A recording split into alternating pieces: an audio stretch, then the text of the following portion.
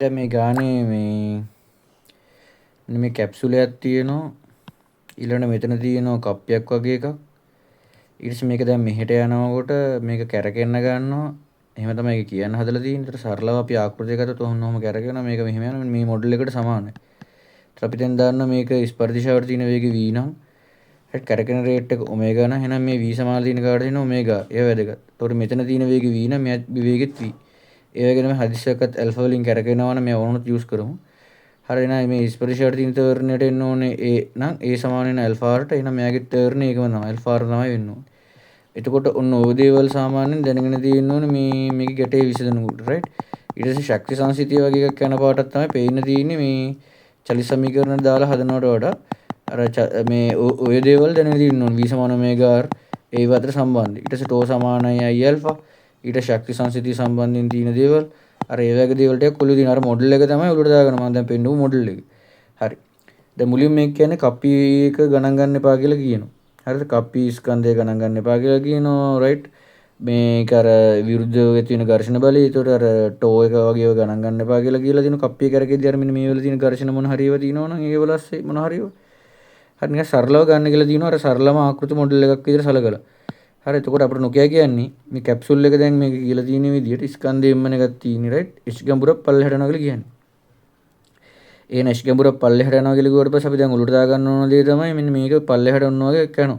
එතකොට එයාගේ අඩුවෙච්ච විභව ශක්තිය මොකද්ද? අඩුවෙච්ච ශක්තිය මොකද්ද? mgh. mgh. එහෙනම් කාටද කන්වර්ට් වෙන්න ඕනේ එහෙනම් මොන හරි ශක්තියකට කන්වර්ට් වෙන්නේ. මේක කාටද කන්වර්ට් වෙන්න දෙන්නේ? චාල ශක්තියට තමයි කන්වර්ට් වෙන්නේ. mgh එකක් ගියොත් පල්ලෙහාට එනනම් එයාගේ චාල ශක්තියට කන්වර්ට් වෙනවා. භාගයෙන් v වර්ග තමයි එතකොට එන්න ඕනේ. අර කැප්සූල් එකේ ස්කන්ධය අර මේව ගණන් ගන්න එපාලු. එතකොට මොකද සෝරි කැප්සූල් නේ මොනවාද මෙන්න මේ පැටලුණා. මෙන්න මේ කප්පියේ තියෙන ස්කන්ධය ගණන් ගන්න එපාලු. ඉතින් අර ඒව වැඩක් නැහැ. ඉතින් එතකොට එයාගෙන් භ්‍රමණ චාල ශක්තිය අර මේව වෙන්නේ නැහැ. කැරගෙනවා. නැත්නම් අර භ්‍රමණ චාල ශක්තියට එයාගෙන් යන්නේ නැහැ.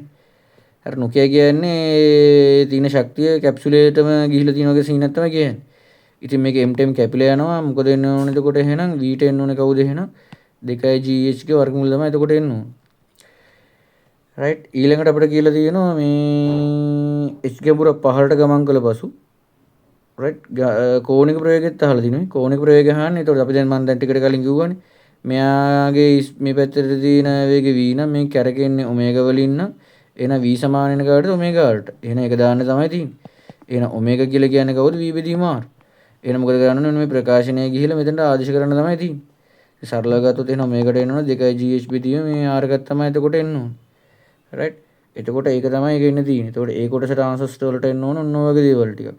අපි මුලින්ම බලමු මේ ඒ වගේ දේවල් ටිකක් මේකේ ආන්සර්ස් වල තියෙනවද කියලා. හරි පැහැදිලි. මේ තියෙන 2gh එකේ ඇවිල්ලා තියෙනවා මෙන්න මේ ඇවිල්ලා තියෙනවා රයිට්. එතකොට මෙන්න මේ අර ශක්ති සංසිතිය වගේ එකක් දාලා ගන්නවට ලකුණු ටිකක් දීලා තියෙනවා. ඊට සුක්ත කරගන්නට ලකුණක් දීලා තියෙනවා. මේ කෙලින්ම v සමාන මේගාර දාලා ගන්න එකට දාලා ඒක නිකන් ඔය යුක්ත කරගන්නලා මොක කරගන්නට ලකුණු ටිකක් දීලා තියෙනවා. හරි ඉතින් ඔය ටික තමයි ඒකේ බලාපොරොත්තු වෙලා තියෙන සිද්ධි ටික. අර සරලම ආකෘතිය තමයි චෙක් කරලා තියෙන්නේ. ඝර්ෂණ එකත් අමතක කරලා අර ඒ වගේ මොඩල් එකකට තමයි චෙක් කරලා දීලා තියෙන්නේ. ඊට පස්සේ B කොටස කියලා බලමු. B කොටස කියලා තියෙන විදිහට රයිට් දැන් නම් ගණන් ගන්නලා තියෙනවා අර කප්පියේ තියෙන ස්කන්ධය. එයාව ගණන් අරන් තමයි ගේම ගහන්නේ. ඒතර නැවතත් අපේ ප්‍රකාශනයක් අලුතෙන්ම ලියන්න වෙන පාටක් තමයි තියෙන්නේ. ඒ කප්පිය කැරගෙනවනේ කප්පිය කොහොමද කැරගෙනවනේ දැන් අරුගේ ස්කන්ධය තිබෙන දේ කලින් එක අපි අයින් කරා. මේ පාර mgh එකෙන් කොටසක් වැය වෙනවා කප්පියටත් දැන්. කප්පිය භ්‍රමණ චාල ශක්තියට. ඉස්සලන් ඒක අපි ගණන් ගත්තේ නැහැ. හරිද? ඉතින් මේක h ගැඹුරක් යනකොට දැන් අපිට නැවතත් සිද්ධ වෙනවා මේ රයිට් අලුතෙන් කැල්කියුලේෂන් එක දාන්න. ඒතර අපි දැන් දන්නවා එහෙනම් mgh එකක් තමයි ආරයාගේ දැන් පල්ලෙහාට යද්දී උනේ. මෙතනට පල්ලෙහාට යද්දී ආවා. එතකොට h පල්ලෙහාට ගියාම වෙච්ච වැඩේ යෝක. එකෙන් කොටසක් ගියේ කාටද? එකෙන් කොටසක් ගියේ කාටද? එයාගේ චාල ශක්තියට, කැප්සියුල් එකේ චාල ශක්තියට, ඒ කියන්නේ මෙන්න මෙයාගේ චාලක ශක්තියට ඉතිරි කොටස ගියා මෙන්න මෙයා කැරගෙන සිද්ධියට. මෙන්න මේ කැරගෙන එකට දාලා. රයිට්. එතකොට එයාට දාලා මොකක්ද යන්න ඕන? භාගයයි i ඔමේගා වර්ගය. භාගයයි i ඔමේගා වර්ගය තමයි යන්නේ. රයිට්. එතකොට අපි බලමු මේක ප්‍රබල අක්ෂයට අවස්ථි ගූර්ණයක් දීලා දෙනවා. i වලගේ දීලා දින මේ. රයිට්. ඉහත 1 2 වලට උත්තර ගන්න ඕන. එතකොට 2 1 වල අහනවනේ වේගය අහනවා කෝණික ප්‍රවේගය අහනවා. එහෙනම් v1යි ඔමේගා අපි හොයා ගන්න ඕනේ. එහෙනම් මම කරන වැඩේ මුලින්ම v ට ගෙම ගහන්නත් තියෙනවා. එහෙනම් මම මේකට දැන් ආදේශ කර ගන්නවා. භාගයයි v වල වර්ග ප්ලස් භාගයයි i කියන්නේ කවුද? භාගයයි mr වර්ගය. මේ දීලා තියෙනවනේ භාගයයි mr වර්ග කියලා. ඉතින් එයා එතනට දානවා මම mr වර්ගය කියලා. ඊට පස්සේ ඔමේගා දැම්ම මේ ටික ලියලා ඉවරයි. තව ඔමේගා වර්ගෙත් තියෙනවා. ඔමේගා වර්ගෙත් දැම්ම. දැන් අපි හොඳටම දන්න මේ v සමාන කාටද ඔමේගා r කියලා. මෙතන තියෙන v එක. ඔමේගාත් එක්ක තියෙන සම්බන්ධය. එතකොට නැවත මෙන්න මේ කපල් එක අපිට ලියත් හැකි v වර්ග කියලා. මෙතන ඔමේගා වර්ගය r වර්ගනේ මේ හරිය තියෙන්නේ. එතකොට v වර්ග කියලා ලියත් හැකි. එහෙනම් භාගයයි m v වර්ග ප්ලස් මෙතන 1ට 4යි m b වල වර්ගය. දැන් v වර්ග උක්ත කරගත්ත හැකි. ඉතින් මෙතනින් එහාට සුළු කරගන්න තමයි තියෙන්නේ මේ රයිට් v එක උක්ත කරගත්තා නම් වැඩි හරි. ඊට පස්සේ a v එක හොයාගෙන අපි මොකද කරන්න තියෙන්නේ අර v සමාන ඔමේගා r තියෙන්නේ ඔමේගා r දාන්න. මේක මේ r දන්නවනේ ඉතින් ඔමේගාට එනවනේ v බෙදීම r. ඉතින් මේ හොයාගත්ත v එක ගෙනල්ලා අර v සමාන ඔමේගා r දාලා ගන්න තමයි තියෙන්නේ. බලමු මේ වැඩිද කරලා තියෙන්නේ කියලා.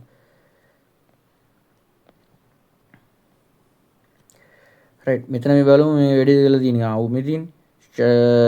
රයිට් එයා වෙනම කඩලා ලියලා තියෙනවා මේ ඒ කෑල්ල. භාගයයි ඔමේගා වර්ග කියන සංකල්පේ. රයිට් භාගයයි i කියන එක මෙතනින් දාලා ලස්සනට එක අරගෙන තියෙනවා. ඉතින් මේකේ තමයි අපි ලියපු ප්‍රකාරය. ඊට පස්සේ ඒක අර කන්වර්ට් කරගත්ත අර ආදේශය දාලා v එකට ඊට පස්සේ v එක උක්ත කළා. එච්චර කරලා ඊට පස්සේ v සමාන ඔමේගා r වල කොටස් දෙක ලකුණු අරගෙන. හරි. ඒතර මේකේ තියෙනෙත් අර රයිට් පොඩ්ඩක් දැන් අර තාත්වික පැත්තට බර කරලා දිනවා. ඝර්ෂණ වගේ පොඩ්ඩක් ක්‍යා කරලා නැහැ තාම. මේ තාත්වික පැත්තට පොඩ්ඩක් බර කරලා මේ තියෙනවා අර කප්පියේ තියෙන ස්කන්ධයත් අරගෙන. අර මුලින්ම තිබු හොඳටම ඇබ්ස්ට්‍රැක්ට් අයිඩියා එකක්. දැන් චුට්ටක් මේ ලාවට වගේ මේ රියල් පැත්තට ඇවිල්ලා තියෙනවා. දැන් අපි බලමු මේ ඊළඟ කොටස C කොටස. දැන් C කොටස මොකක්ද කියන්නේ කියලා බලමු. ඔන්න දැන් C කොටසේ දැන් ඝර්ෂණයත් එක්ක සෙල්ලම් කරන්නත් වෙලා තියෙනවා. ඝර්ෂණ වගේ එකවත් උතර ශක්තිය අර mgh එකෙන් කොටසක් නාස්ති වෙන්න ඕනේ. හොඳට කියවලා බලන්න අර C කොටසේ තියෙන වාක්‍යය අර මේවා යනවා. හරි. එතකොට දැන් C කොටසේ තියෙන එකේදී කියන දේවල් අනුව අපිට පැහැදිලි. මේකේ දැන් අපිට ඝර්ෂණ මෙන්න මේ තියෙන අර මෙන්න මේ කප්පිය හරියදී තියෙන මෙන්න මේ තියෙන්නේ කප්පි භ්‍රමණ චලිතයට විරුද්ධ නියත ටෝ F ඝර්ෂණ විවර්තයක් තියෙනවලු. ඉතින් මේක කැරකෙනකොට දැන් එයාටත් නාස්තියක් එනවා. ඒතර අපි දැන් දන්නවා කවරන ලද කාර්ය fx වගේ කැරකෙන ලෝකයේදී මොනවද තියෙන්නේ එහෙනම් මේ වගේ f වගේ කෙන කවුද ඒකට ටෝ එක එක්ස්ටෙන්ඩ් කවුද තීටා. එතකොට අර කැරකුණොත් එහෙම තීටා කෝණයකින් අර නාස්ති වෙන ශක්තියට එන ටෝ තීටා. එතකොට මේකේ අදාළ ෆ්‍රික්ෂන් එකෙන් ඝර්ෂණ වගේ වලින් ඇති කරන වැලියු එක තමයි ටෝ f කියලා දීලා තියෙන්නේ. ඉතින් කප්පිය මේ ඇතුලේ මොන හරි ඝර්ෂණ අර මේ වගේ මොන හරි දේවල් නිසා අර එතනදී නාස්තියක් වෙනවා කියලා කියන්නේ. ඉතින් මුල් මේකේ උත්තරේ ගමු. ඉතින් මුලින්ම එයා කියලා කියනවා කප්පියේ රේඩියන් තීටා නෝට් මේ භ්‍රමණය වූ පසු. ඉතින් දැන් මම කිව්වා වගේ සූත්‍ර දාන්නයි තියෙන්නේ. ටෝ තීටා. ඒත් ටෝ f තීටා නෝට් තමයි යාට එන්න ඕනේ. හරිද? කරන ලද කාර්ය කොහොමද කියලා අහනවා. ඒතර මේ තීටා නෝට් වලින් තමයි මම උත්තරය ගන්න හදන්නේ. මේ දීලා තියෙන විදිහට ගත්තොත් අපි ඔන්න ඔයගේ උත්තරයක් ගමු. හරියට මෙම තත්ත්වයටදී එක දෙක නැවත අර කැල්කියුලේට් කරනවා. දැන් නැවත හොඳටම දැන් ප්‍රායෝගික පැත්තට බර කරලා තියෙන්නේ. දැන් අපි දැන් දන්නවට කලින් එක mgh නේ. දැන් එකකින් කොටසක් යනවා නාස්ති වෙන. එහෙනම් උගලට පුළුවන් mgh එකෙන් අඩු කිරීම අර මේ දැන් ওই ඝර්ෂණ බලෙන් නිකන් නාස්තිච්ච ටික ඕනනම් ටෝ f තීර නෝට් කියලා දාලා ඒක ඕනනම් සමාන කරන්න පුළුවන් අර කලින් වගේ භාගය m වර්ගයේ භාගය m වර්ගයට. නැත්තම් මෙහෙම ලියන්නත් පුළුවන්. සම්පූර්ණම තිබ්බ mgh එකෙන් කොටසක් ගියා කාටද අර නාස්ති වෙන. ටෝ f තීට නෝට්.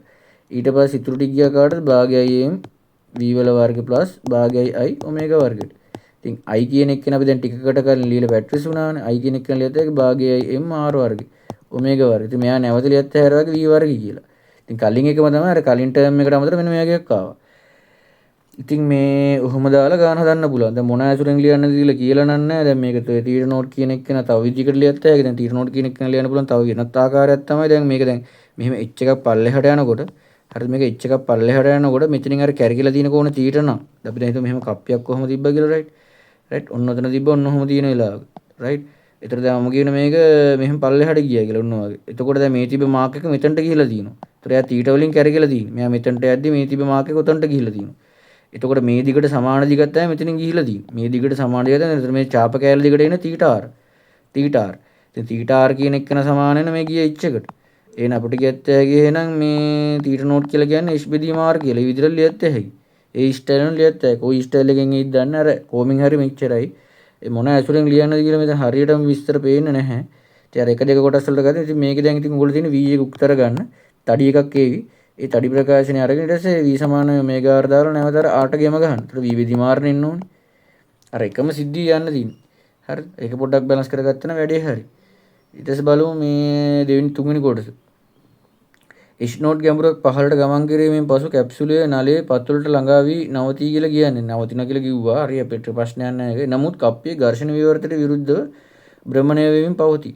කැප්සූලයේ නැවතුණු පසු නැවතුණු පසු කප්පිය කොපමණ වට ගණනක් භ්‍රමණය වෙන්නේද ශක්ති සංසිනීතියෙන් අහන්නේ. ඉතින් දැන් අර මෙතන පොඩි ප්‍රශ්නයක් තියෙනවා. අර තඩි ඔමේගා එක එනවනේ දැන් මෙතන. මේ මෙන්න මෙයාගෙන් ඔමේගා එකක් කැපි හොයා ගන්න. මෙන්න මේ දෙවෙනි කොටසෙන් අපිට ඔමේගා ඇවිල්ලා තියෙනවා. මම දැන් ඒක ඔමේගා ලියා ගන්නකො ඔමේගා වැලියු එක කියලා. හරි. ඒතර මුලයන් දැනගෙන තියා ගන්න ඕනේ නේද? දැන් මේක දැන් මෙහෙම පොළවේ වදිනකොට රයිට් මෙයාට යම්සි වේගයක් තිබ්බා. දැන් මෙයාගෙන් ඊට පස්සේ බලපෑමක් නැහැ. මෙතන ආතතියත් බුරුල් වෙලා තියෙන්නේ. වැදුන ගමන් අර එයාගේ තන්තු ඇතුලේ මේ කැරික් තියෙනවා. එතකොට දැන් මේක ඝර්ෂණය තියෙනවානේ. එතකොට නාස් තියෙනවා. ඒතර එයාගේ භ්‍රමණ චාල ශක්තිය තියෙන අර වදිනකොටම හරියේදී භාගයයි i ඔමේගා වල වර්ගය. ඒක නැති වෙනෝ ෂේ වෙලා යන කාටද මේ විවර්තනයේ හේව කාර්ය කරන්නේ. ටෝ තීටට නැත්නම් ටෝ f තීටට. ඉතින් මේක තීට කියලා කියන්නේ අර තීට නෝට් නෙමෙයි. මෙයා නෙමෙයි. වෙන තීටෙක්. ඉතින් ඒ තීට තමයි අපෙන් අහන්න වක්‍රව. වට කීයක් කරගුණාද කියලානේ අහන්නේ. ඉතින් එක වටයක් කරගුණොත් 25 කෝණයක් යනවා. මෙහෙම එක වටයක් කරගුණොත් 25 එකක් ගිහිල්ලා. ඉතින් වට n ගානක් කරගුණා. දැන් එක වටයක් ගියොත් 25. වට දෙකක් ගියොත් මේ 25 ඒව දෙක. වට තුනක් ගියොත් 25 ඒව තුනක්. ඉතින් වට n ගානක් ගියා නම් එහෙනම් කැරකිච්ච කෝණයල 25n. කැරකිච්ච කෝණයල 25m. එහෙනම් මෙතනදී මේ තීටට දාන තියෙන 25n එක. හරි මෙතන 2 ෆ්‍රික්ෂන් මේ ටෝ ෆ්‍රික්ෂන් එක තියෙනවා. මෙතන භාගය ලිව්වා. ඊට අර භාගයයි මාර වර්ගය දැම්ම නම් හරි. අර ඔමේගාට නම් එන්න ඕන නන්නට තඩි එක. අර මේ මෙන්න මෙතනින් ආපු තඩි එකව ගන්න ඕන. කොසොල් මෙන්න මෙතනින් ආපු තඩි එක. හැබැයි ඒක රිස්ට් දාන්න ඕන S නෝට් කියලා. දාරක ජෙනරල් විදිහට නා පිච් කියලා ගත්තේ. දැන් මෙතන ප්‍රකාශනයක් එනවා තඩියට. හැබැයි ඒක ඉච් එකට දාන්න ඕන S නෝට්. දාලා අර ඔමේගා ගන්න ඕන. දැන් මේක ඊ ප්‍රකාශනයක්. ඒක හැම දාලා හැදුවා නම් වැඩේ හරි. අපි බලමු මේ විදිහට කරලා දින්න කියලා. දැන් ඒක කොටස් තුනක් තිබ්බා. හරි ඒකට ලොකු වෙලාවක් යන්න පුළුවන්. හරි අපි පළවෙනි කොටස නම් ගොඩ දාගෙන ඉන්නේ මෙන්න මේක තමයි අපිට ආපු එක කියන. ඊට ශක්ති සංසිද්ධිය යනවා MGH එකෙන් කොටසක් ගියා කාටද මෙයාටයි ඉතුරු ටික තමයි අර නාස්ති වෙන ගිය ටික. අර තීර නෝට් කියන එක තමයි මෙයා මේ දාලා තියෙන ස්පීඩි මාර්ග කියලා අර මම කලින් කිව්වා වගේ. හරිද? ඒකේ සංකල්පය ඒ වගේ. ඊට පස්සේ ඉතින් මේ එක දේවල් කරලා සුළු කරලා V එක කරන් තිනවා. ඉතින් මේ ප්‍රකාශනෙන් එයා මෙතනට ඇවිල්ලා තියෙනවා V එක උක්ත කරගෙන. එච්චරයි කරලා තියෙන්නේ. අර තීට නෝට් කියන එක තමයි මේ තියෙන්නේ. ඉතින් තීට නෝට් වල ලකුණු දෙන්න උත්සාහ කරලා තියෙන ඒගොල්ලෝ. එහෙම ලියුවට ඇත්ත තමයි ඉතින් අර දීලත් නැහැ මොකෙන් ලියන්න හදත් කියලා. එහෙම සිම්බල්ස් දීලා. එක නොදී ඉන්න ඕන. එක්ක මොකක් හරි එකට ගන්න කියන්න ඕන. ඉතින් අර ඔමේගා සමානයි v බෙදී මාර්ගලයම හරි මේ h එකක් පල්ලෙහාට ගිය වෙලාවක තියෙන සිද්ධිය. h එකක් පල්ලෙහාට ගිය වෙලාවක සිද්ධිය මේ h එකක් පල්ලෙහාට. හරි දැන් අර පොළවේ වදින්න ඕන මේ සිද්ධියට අදාළ පොළොට ගිය ගමන් s නෝට් දාන්න ඕන. දාලා එතකොට අපිට ඔමේගා 71 පාරින්. හරි දැන් බලමු මේක වෙනවද? මේක කියන්නේ මේ කැප්සුල S නෝට් ගැඹුරකට ළමගා වූ පසු ඔමේගා නෝට් කියලා සිම්බල් එකක් අරගෙන. හරි අර මම කලින් ගෝගේ 25 කියන්නේ එක වටයකට ඊට පස්සේ n එකෙන් වැඩි කරලා ඊට පස්සේ 25n මේක තමයි තීටා එක. තීටා මේ තියෙන්නේ ටෝ තීටා. ඒක ගිහලා තියෙන භාගයයි ඔමේගා නෝට්. හැබැයි ඔමේගා නෝට් හැදී අර S නෝට් දාන්න ඕන. ඒ හින්දා අර මතක ඇතුව මේ තියෙන S නෝට් දාන්නමම ඕන. දැම්මොත් තමයි ඒක හරියන්න ගන්නේ. හරිද? ඒකට S නෝට් දාන්න ඕන නැත්නම් වැඩි අවුල් යනවා. ඉතින් බලමු එහෙම දාලා තියෙනවද කියලා. ඉතින් ඔය පැහැදිලිවම තියෙන S නෝට් දාලා තියෙන්නේ. අපි ඒක පොඩි කරලා බලමු. රයිට් මේ තියෙන්නේ මේ ප්‍රකාශනයම තමයි තියෙන්නේ. මේ තඩි එකම තමයි මෙතනක් තියෙන්නේ. එයාම තමයි තියෙන්නේ. එයාට අර H එක දාලා තියෙන්නේ. මේ H එක තමයි මෙතනට S නෝට් දාලා තියෙන්නේ. එතන S නෝට් දාලා තියෙනවා. S නෝට් වැඩි හරි ඒක දැම්මා. ඊට පස්සේ මේක n උක්ත කරන්න තියෙන n උක්ත කරන හරි පොඩ ලොකු ප්‍රකාශන එනවා. හරි පොඩ සුළු කිරීම හැකියාව තිබ්බනම් ඇති. හරි එච්චරයි ඒක තියෙන සිද්ධිය. හරි අපි දැන් ඊළඟ කොටසට දැන් අන්තිම කොටස දැන් අපි ඉන්නේ.